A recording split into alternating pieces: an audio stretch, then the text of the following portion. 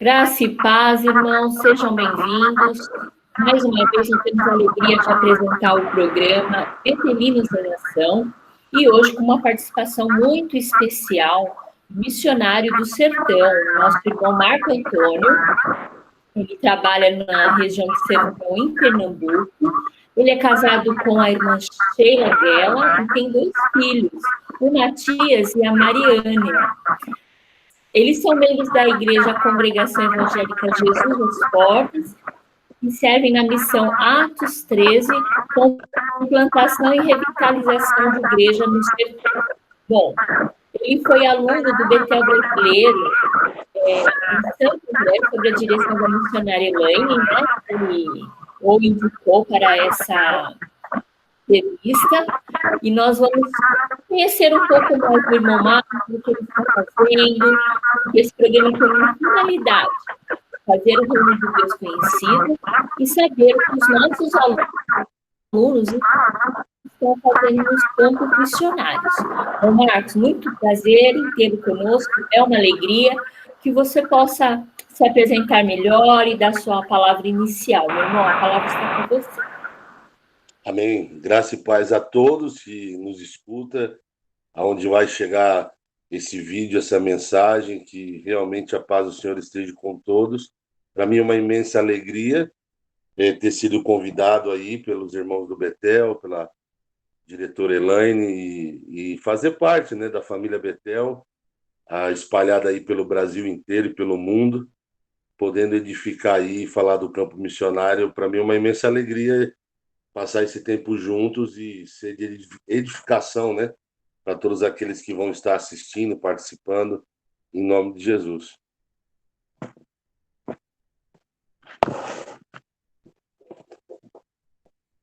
Obrigada, irmão Marcos. Sabemos que é um tempo difícil, né? Nessa região, houve uma queimada nos canaviais, isso mexeu um pouco comigo, porque eu sou filha de pernambucano, tenho 2 irmãos que moram em Pernambuco, a gente conhece um pouco da região do sertão, vê que é uma região bem carente, né? E acontece coisas tão tristes, mas com certeza o Senhor está cuidando desse povo, de vocês, nós temos orado, né? E muito obrigado, mesmo mediante a todo o seu trabalho e uma dificuldade com a internet, tudo do irmão. Então, irmão Marcos, para começar, eu gostaria de fazer uma primeira pergunta. Como foi a sua conversão? Amém. Uma pergunta, acho que principal, né? Ou seja, é o nosso ponto de partida. Para mim, foi meados do ano de 1996. Eu conheço o Evangelho através do meu pai.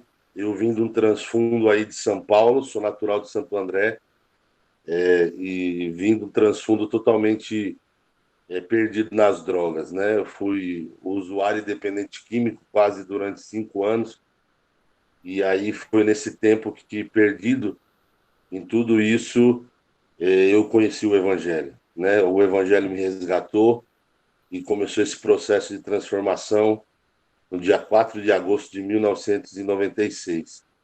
E aí, diante de uma família que não tinha nenhuma religião, que não cultuava nada, que não tinha uma direção na vida, o Evangelho entra através do meu pai, procurando ajuda para o seu próprio filho aqui, que passava por esses problemas tão profundos da realidade de uma grande cidade, né, urbana, e que já naquele tempo passava por grandes problemas. E aí eu recebo a Cristo como Salvador da minha vida nesse ano de 1996, um ano também que me marcou muito o Evangelho. Eu me converti numa igreja batista central de Utinga, que fica ali, tem até os dias de hoje a igreja lá, que fica ali em Utinga, em Santo André.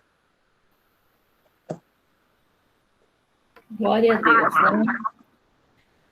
Agora, como foi essa sua trajetória? Conte para nós, como você conheceu e decidiu fazer o seminário?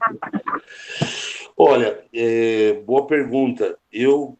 Quando me converti, logo no primeiro ano da minha conversão, a nossa igreja ela teve um trabalho voltado para missões, falaram sobre missões, e eu me lembro como se fosse hoje, porque eu fiquei muito impactado. Como eu era um jovem que vinha de um transfuro tão ruim, só que quando eu conheço o Evangelho, ele traz um impacto tão grande para a minha vida, eu sendo jovem, eu logo quis me dedicar. Eu pensava, o que eu tenho para dar a Deus se não for minha própria vida, para servi-lo uma vez que ele me tirou dessa situação que eu estava vivendo, estando tão próximo da morte, né, por conta das drogas e por tudo que isso que eu vivia.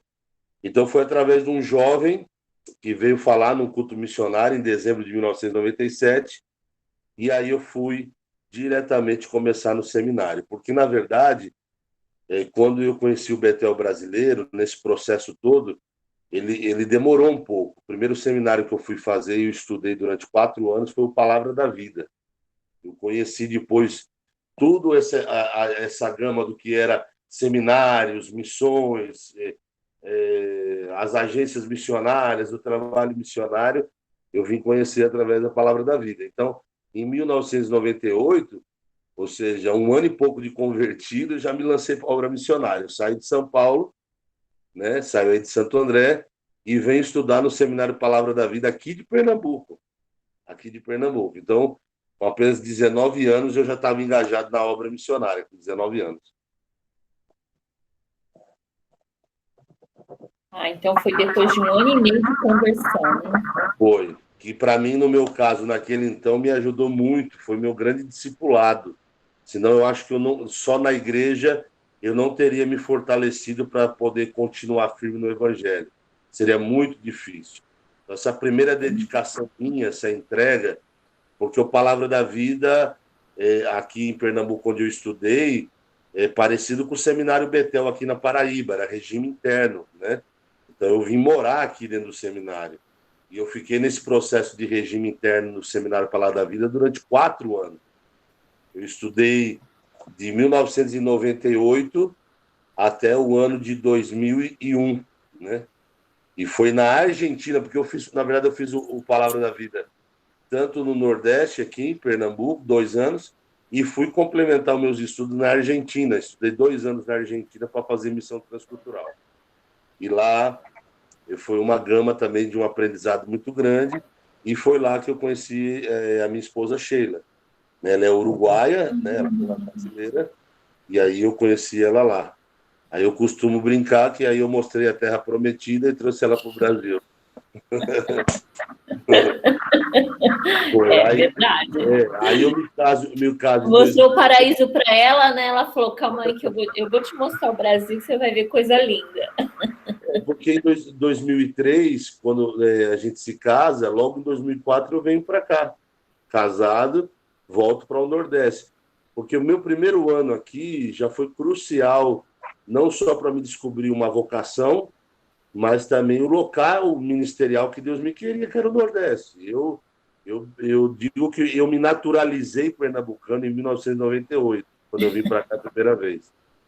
Então, o meu coração sempre esteve aqui com esse povo, com um povo que segue sendo um dos 5 menos evangelizados, né, no Brasil.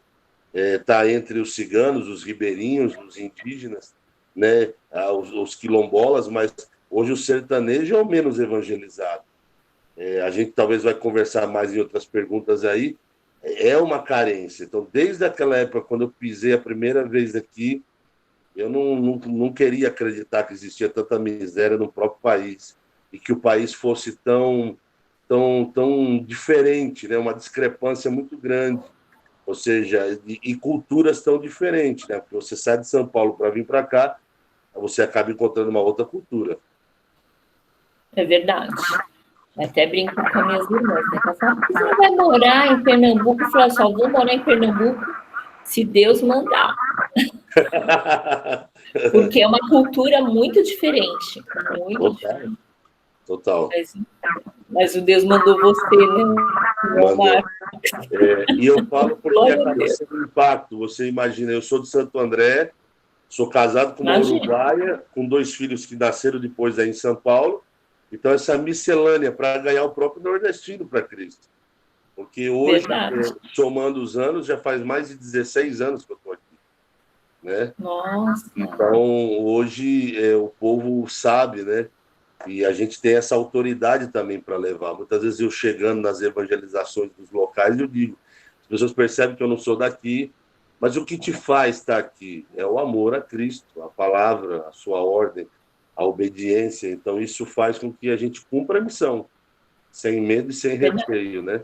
Então, quando a gente se entrega a Cristo e à obra missionária, somos dele, não mais nossos mesmos, né?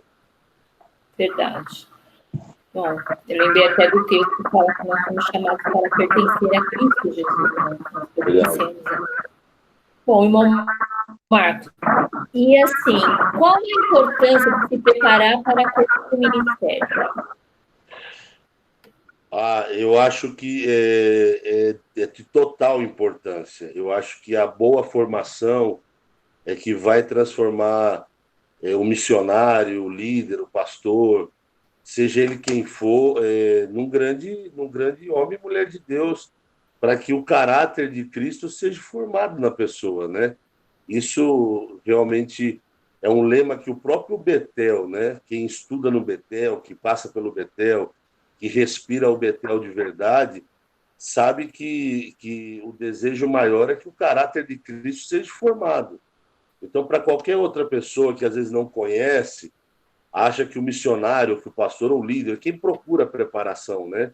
Seja um líder fiel de uma igreja, a preparação é crucial. Eu digo que foi a base de tudo, até para a minha conversão se tornar muito mais sólida, verdadeira, porque a conversão ela é um processo, a gente sabe disso.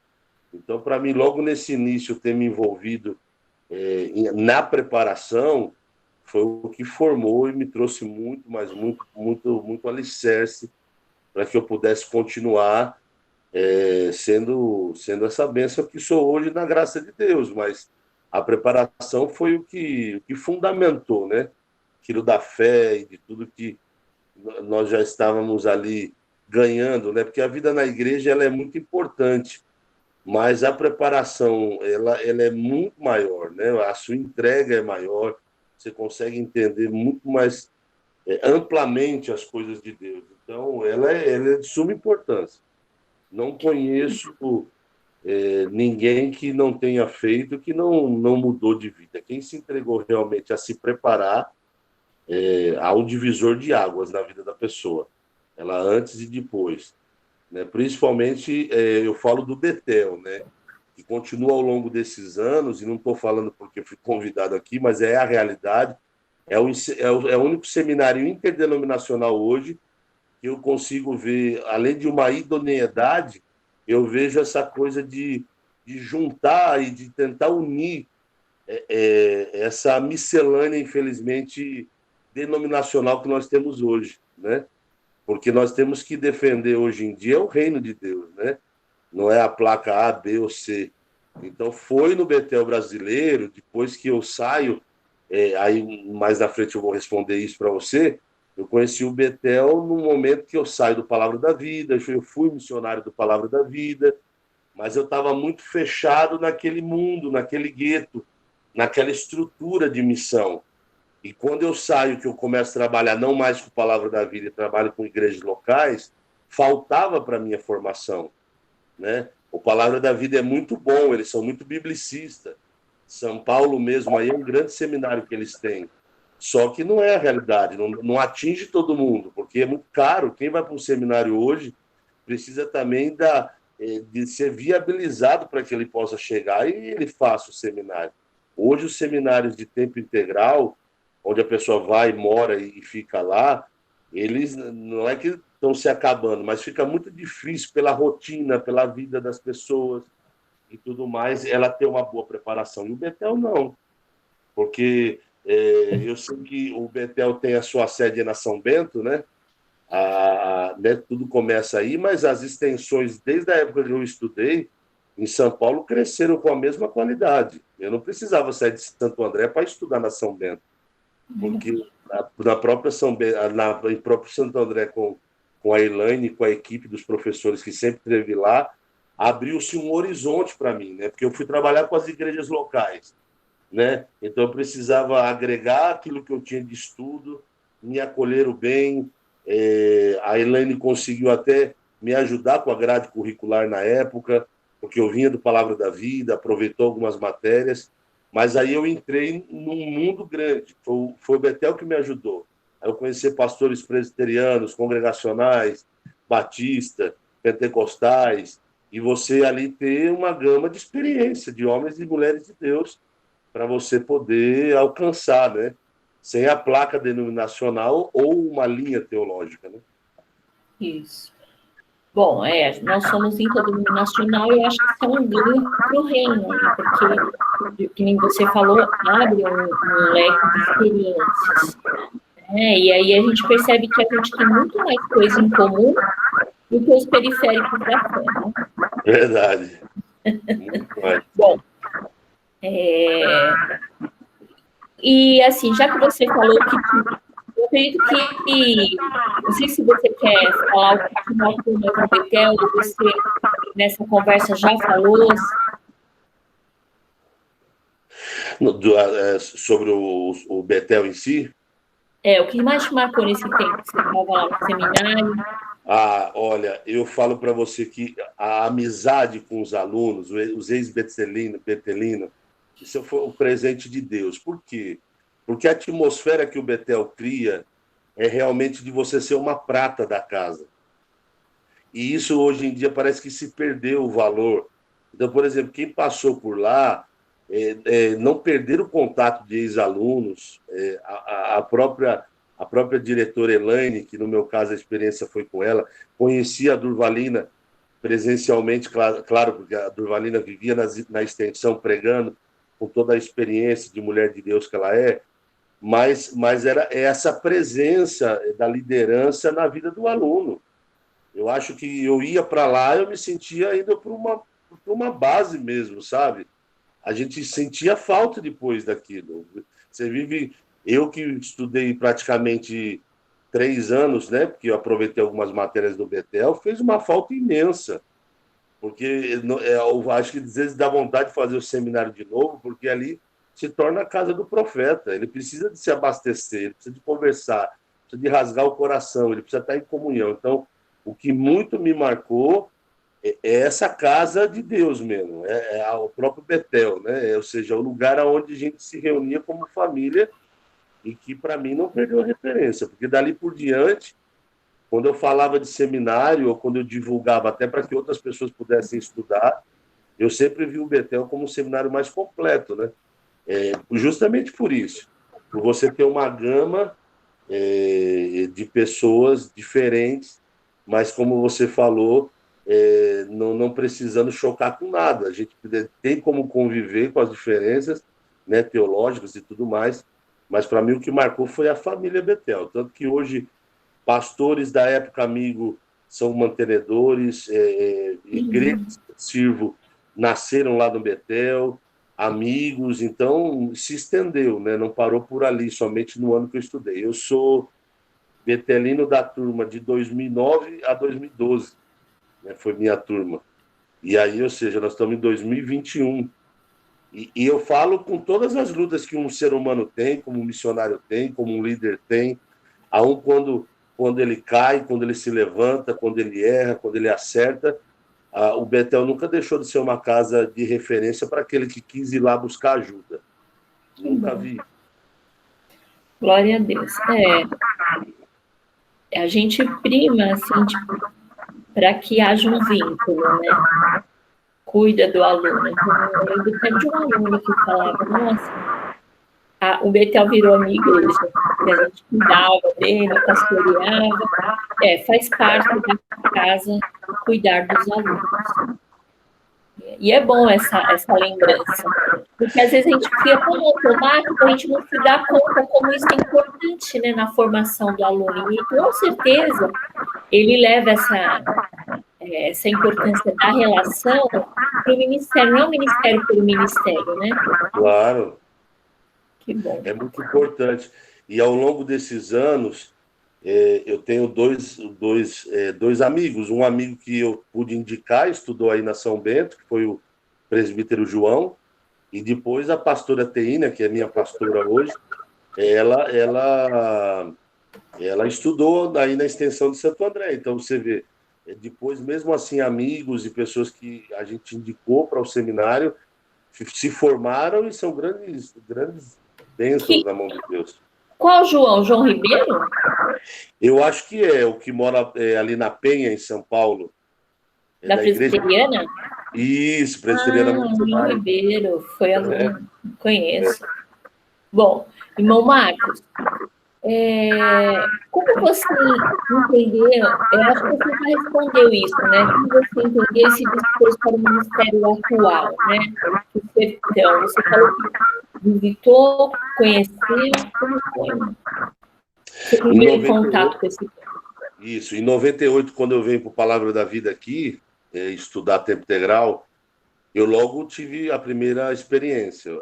Parecido com o que faz o Betel brasileiro, que faz o envolvimento do Senan e que te traz para a realidade do campo missionário, falando sobre um local, um país, uma região, uma problemática, né, que é levantada no Senan. O Palavra da Vida também tinha as viagens missionárias, os estágios que o Betel tem também, né, de às vezes ir visitar alguns lugares e fazer a evangelização. Então eu comecei a evangelizar no sertão, porque a região onde a base missionária hoje está, aqui não é no sertão propriamente. Então eu estou aqui na zona da mata de Pernambuco. Eu estou praticamente a 80 quilômetros de Recife. Eu não estou tão longe no sertão. E são vários fatores que me fazem estar nessa região para facilitar minhas inserções, que são as viagens lá para o sertão. Então, desde aquela época, eu cheguei para essa região e nessa região estou, mesmo não estando no Palavra da Vida, que fica muito próximo daqui de onde a gente está, mas que facilita a gente buscar apoio e buscar ajuda e recursos para evangelizar. Então, o despertamento nasceu quando eu vim a primeira vez para cá. Então, eu logo senti de Deus realmente uma vocação. Eu sempre gostei de ajudar as pessoas, e eu acho que quando eu olhava para a pobreza, eu olhava até algumas imagens, e sempre eu acho que quem olha desde pequeno ou lembra de alguma coisa, sempre fazendo referência à África, né? Eu sempre tinha alguma ideia e via a miserabilidade que era a África, coisa e tal. Mas quando eu vim para o Nordeste a primeira vez, eu acho que aqui é a África brasileira. Não tem outro lugar mais triste no Brasil em ver essa miserabilidade que tem por aqui. É incrível, né? Que parece que às vezes as pessoas querem fechar os olhos. Mas na semana passada eu recebi muito telefonema, muita mensagem pelo WhatsApp, porque a Rede Record de televisão passou uma reportagem sobre a fome e daqueles que não são vistos e fizeram uma reportagem de um local que nós estamos aqui apoiando, que fica em Guaraci, né? Região aqui de Pernambuco, do sertão. E criança tomando água com açúcar, muitas delas ficando com diabetes porque não tem o que comer. Ou seja, e nessa pandemia a coisa se tornou pior ainda, pela pobreza e por tantas outras coisas. Nessa região que eu estou, por exemplo, de Carpina, vários locais aqui a gente fica 20, 25 dias sem água. A água chega 2 dias e falta 25. Se você não tiver um tanque, se você não tiver um lugar... Então, todas essas dificuldades foram me chamando a atenção da luta do nordestino, de ele ser guerreiro, de ele ser uma pessoa respeitosa, principalmente nessa região. Então, tudo isso, desde o meu despertamento, foi por esse povo amável, hospitaleiro, que muitas vezes é caracterizado como um povo religioso, idólatra, né? E muito pelo contrário. Ele conhece bem do cristianismo, porque seguem a religião cristã católica, mas para eles estarem próximo do evangelho é um pulo hoje em dia, porque realmente eles viram e vê como é a transformação do que Deus pode fazer. Até porque a gente prega aqui o evangelho de uma forma simples, objetiva e amorosa, né? Não radical, né? Porque a gente tem que pregar com amor, com as atitudes que a gente tem. Então, hoje Pernambuco tem 185 municípios, são 9 milhões de habitantes, mas nos seus interiores chegando a 0,01% de cristãos, 0,02% de cristão. Porque se as pessoas, no meu despertamento da obra missionária, desde o tempo que eu estou aqui nesses 16 anos, são umas lutas imensas para você alcançar. Só um pequeno exemplo, essa cidade mesmo aí que saiu na reportagem, Guaraci, ela não é uma cidade grande. Talvez aí, se eu não errar nas estatísticas, são mais ou menos talvez uns 10 mil habitantes na cidade toda. Só que desses 10 mil habitantes, eles estão distribuídos em vilarejos, em pequenos sítios, dentro do local territorial dele. Como que você faz para alcançar? Sítio por sítio, local por local. Nem você pagando um pau de arara para que eles venham para o centro da cidade para assistir os cultos, são muito longe, a falta de energia elétrica, várias outras coisas que dificultam o acesso do missionário, né? Para ele poder pastorear, porque ele vai pastorear pequenos grupos, só que longe do local geográfico, né, de acesso ali. Então, essas são as dificuldades que a gente vai enfrentando, e foi que eu me apaixonei, o Senhor colocou um amor, um desejo enorme de tentar quebrar todas essas barreiras e despertar o povo, né, para vir para cá e olhar para o seu sertão. Tem um escritor que esse livro tem até no Betel. O Betel, uma época, selecionou alguns professores e ele lançava uns livros, né, falando sobre o campo e tudo mais. E esse Sérgio Ribeiro, que ele é pastor até aqui em Pernambuco, Cidades do interior, né? Ele diz assim, as pessoas pensam que o sertão é resistente à igreja. Não, é a igreja que é resistente ao sertão, porque ela não vai até ele. Porque eu não tive uma vez, eu posso segurar para você, eu não tive uma vez que eu tivesse tido uma rejeição em entrar em qualquer casa a qual eu bati a porta para pregar o evangelho. E eu posso dizer hoje para você com toda a autoridade que se eu for a São Paulo, eu vou ver muita porta se fechando para mim, porque é mais difícil pregar o evangelho aí do que aqui. Aqui é muito mais fácil. O que eu tenho de contrapartida ou de dificuldade aqui são as coisas, a estrutura. Não por pessoa. Aqui, com certeza, eu vou ter muitas pessoas querendo ouvir da palavra de uma maneira mais sincera e verdadeira, não talvez na dificuldade que os grandes centros urbanos têm, como vocês têm aí. A minha facilidade é muito maior para pregar o evangelho aqui. Amém. Irmão Marcos, o que é importante para a vida de um obreiro?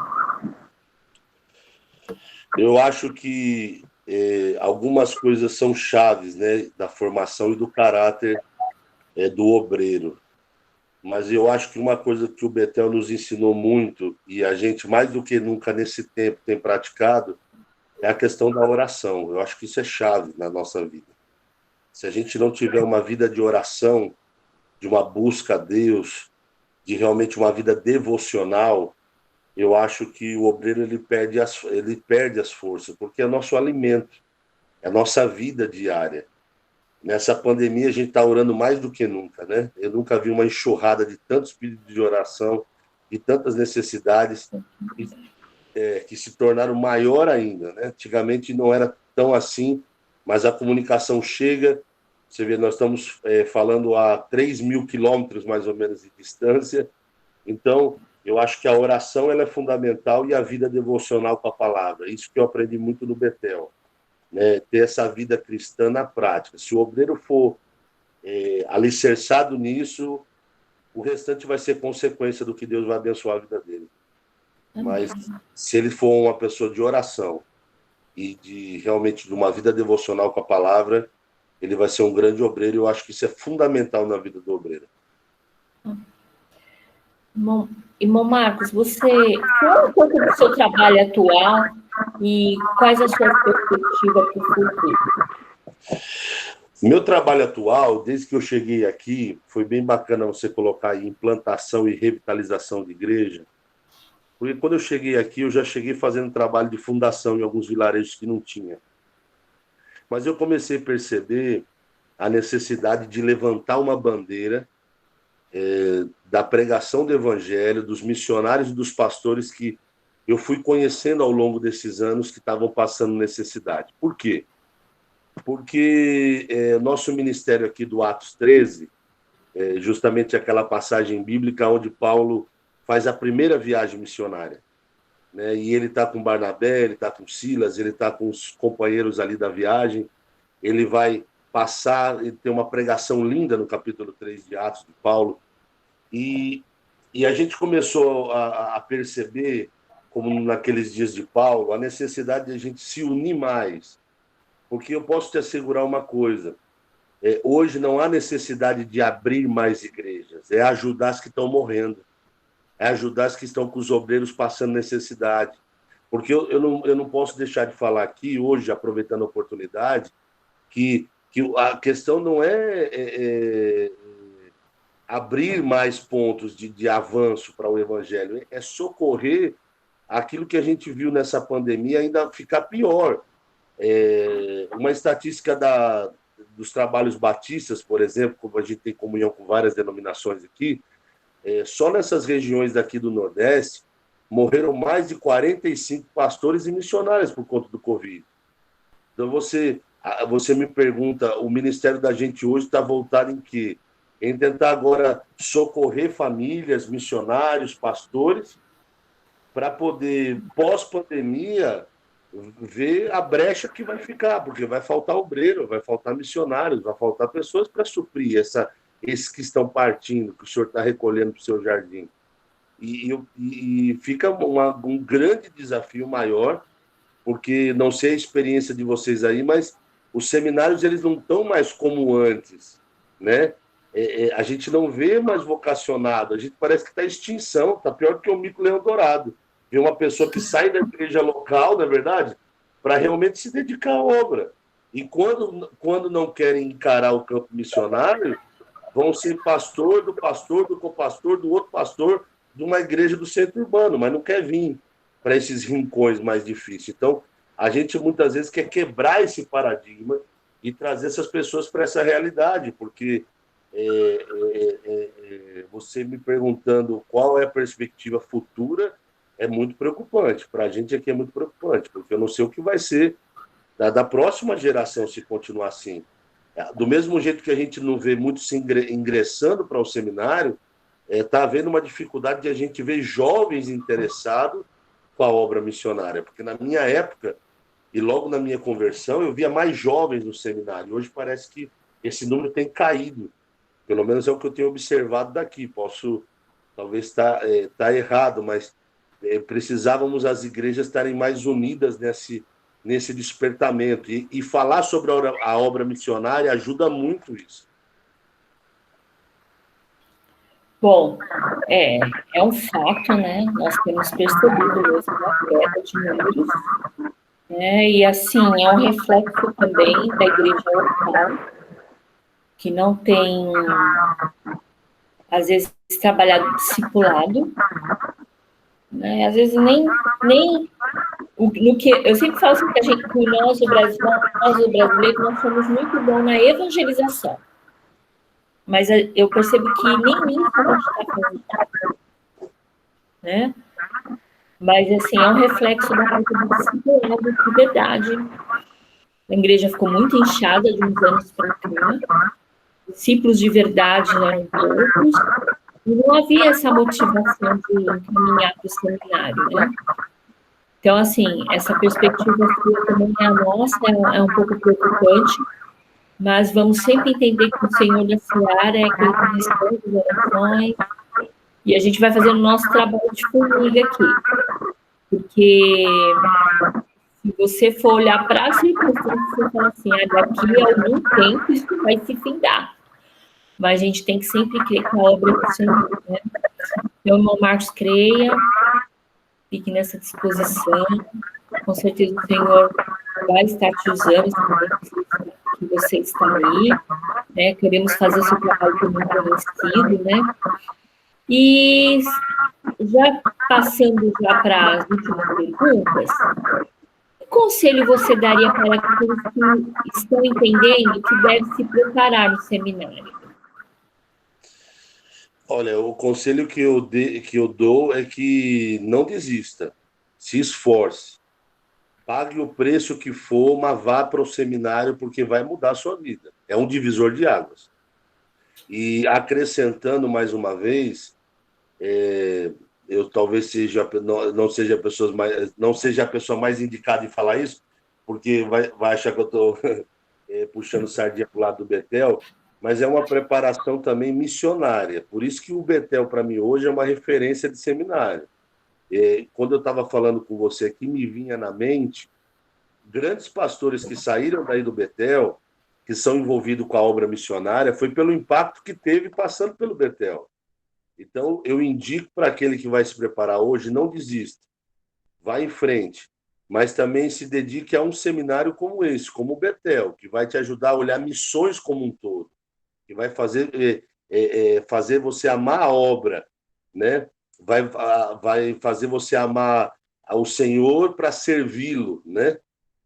E não para ser servido, não uma igreja, como nós dissemos aqui, comentamos, inchada para si mesmo, mas uma igreja para o mundo, para a obra, para as pessoas, para alcançar o perdido, para alcançar a nossa nação e alcançar as demais nações para onde o Senhor enviar. Então, eu digo, se mesmo que você não tiver apoio da sua igreja local, né, mesmo que você tenha que trabalhar para poder... Eu vi vários assim, né, que tinha que correr para trabalhar durante o dia, estudava à noite, pegava dos seus recursos que eram curtos e faziam aí das tripas o coração, mas não deixaram de desistir. Porque um outro privilégio que eu tive, eu sempre tive tempo integral, desde os meus 18 anos na obra, eu estou com 42. Então, eu vivo pela fé e para mim é um grande privilégio. Não troco nada da minha integralidade na obra por coisa alguma. E eu sinto um privilégio do cuidado de Deus. Porque, deixa eu te dizer, pode ser um privilégio ser um médico, pode ser um privilégio ser um engenheiro, pode ser um privilégio ser um advogado, um professor, mas ser um missionário e um pastor também é um privilégio, não é para qualquer um. Não é para qualquer um. Então, vá se preparar e saiba que Deus vai te honrar, porque o seminário não é a minha última opção. Se nada der certo, eu vou ser missionário. Me sobrou lá, vou ser missionário. Não, é convicção, é chamada, é dedicação. Vá pagar o preço, que Deus vai te honrar em nome de Jesus.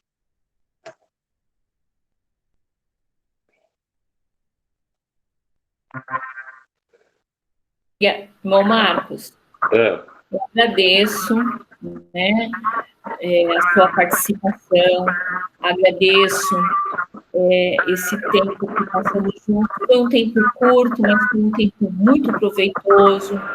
Você falar da sua conversão, da sua ida ao campo, da sua formação, com certeza há de alicerçar aqueles que estão, né, fortalecer, edificar aqueles que estão nessa caminhada, nesse processo, né, e que chegue às outras igrejas essas informações.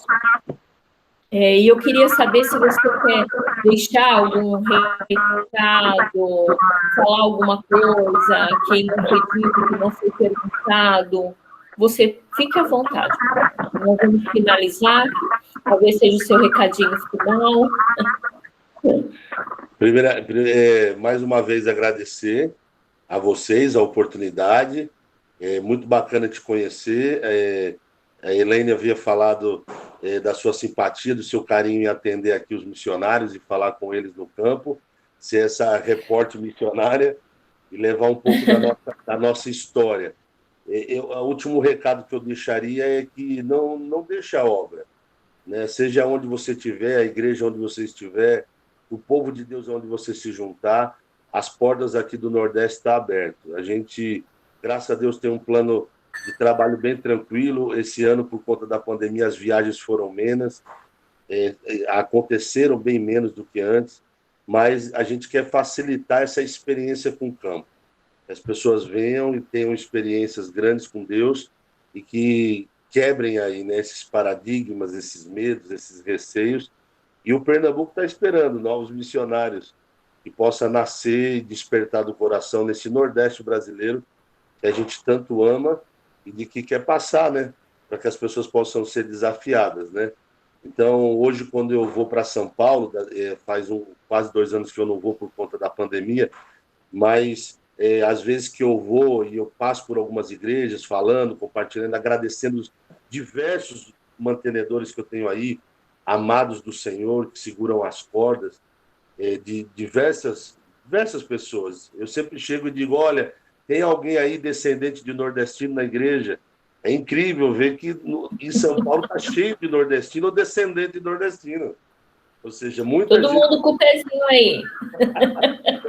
Então, eu quero deixar um abraço no coração e agradecer para seguirem orando por nós, para Deus dar força, saúde, graça, e a gente possa seguir sendo essa voz dos missionários do sertão, sendo uma voz que possa divulgar o trabalho e que a gente possa alcançar o sertão e o sertanejo para Jesus. Amém, querido. Muito obrigada, irmão Marco Nagá. Obrigada pelo seu tempo, obrigada pela sua vida. Eu sou grata de conhecê-lo, e de ver a sua firmeza, tantos anos já no campo, e que outros possam ser despertados, que a igreja possa perceber os seus vocacionados, apoiá-los, né, investir no seu preparo. É muito importante o preparo, não só por causa do Betel, mas que nem você mencionou, outros seminários, mas é importante o preparo. Lógico, se for no Betel, você vai ser muito bem-vindo e a gente vai cumprir a nossa missão, né? Betelinos em Ação. Esse é um programa do CETEMIB que tem como finalidade de mostrar o trabalho missionário, os trabalhos dos nossos alunos em campo, e hoje temos a alegria e a honra de receber o irmão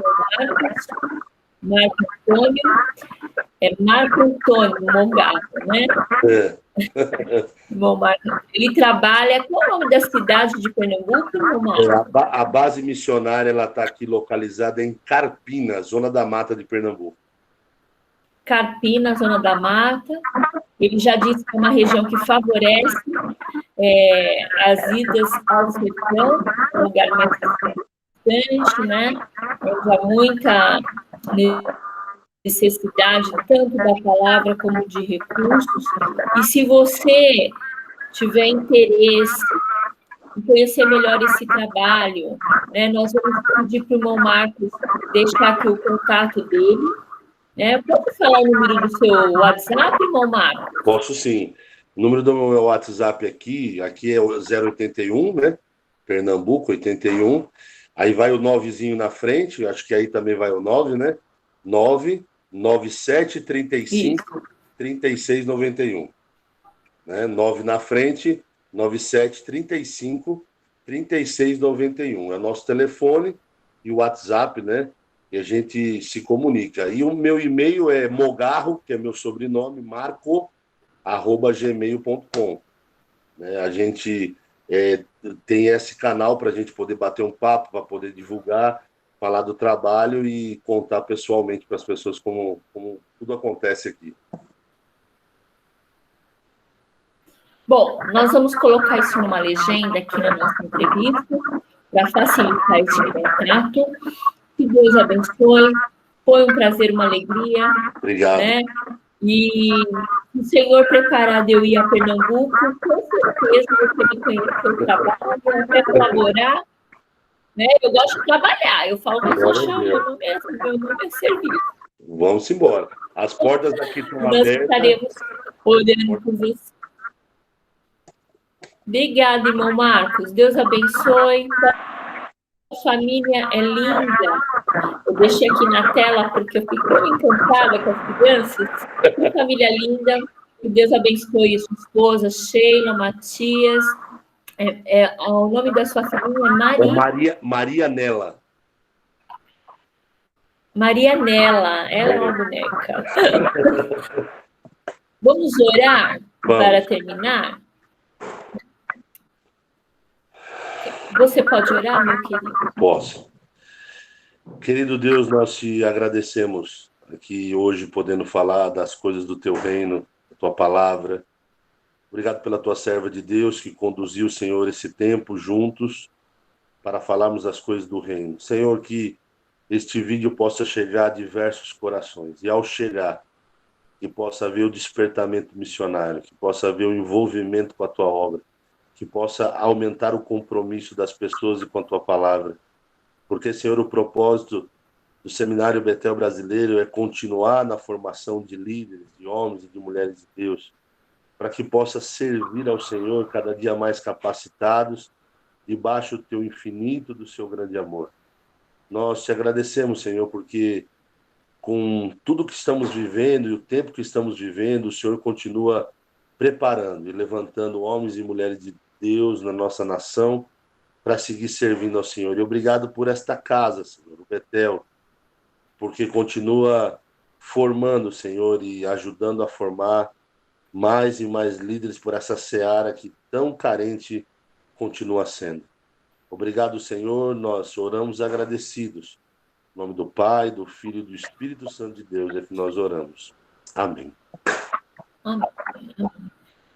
Bom, Marco Magarro é Betelino, gente que faz a diferença no reino de Deus. Venha você também fazer diferença no reino de Deus, se preparando e conhecendo mais as Escrituras, expondo a lição no nosso seminário Betel Brasileiro, que está à disposição de todos aqueles que desejam se preparar para o ministério sagrado. Obrigada, irmão Marcos. Deus abençoe. Fique na paz, meu querido. Deus abençoe. Um forte abraço.